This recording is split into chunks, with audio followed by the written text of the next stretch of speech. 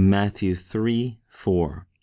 Autas de ha Ioannes, eken ta induma autu apa trikon kamelu, kai zonen dermatinen periten asfun autu, he de trafe ein autu akrides kai meli agrian.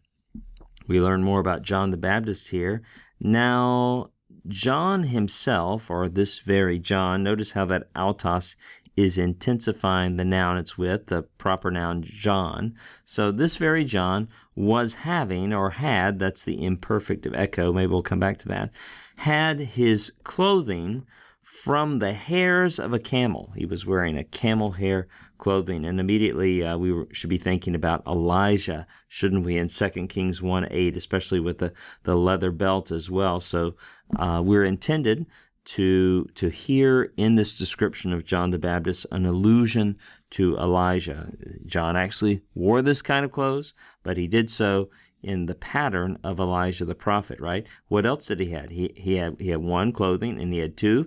He had a zonain dermatinain. He had a leather or skin belt. He had a skin belt around his waist.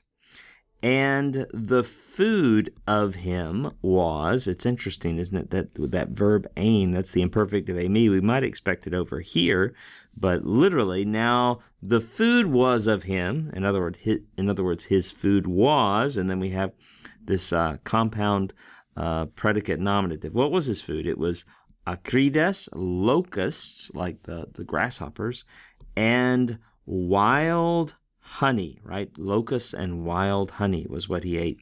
I think we do have time to come back to this form, aken. It's a little bit tricky, isn't it? It's from the verb echo.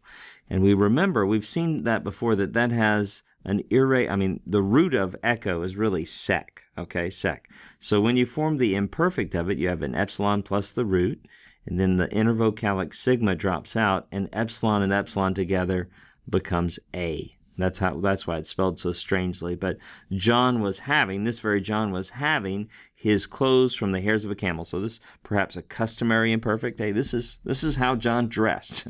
This is how John dressed, and this is how John ate.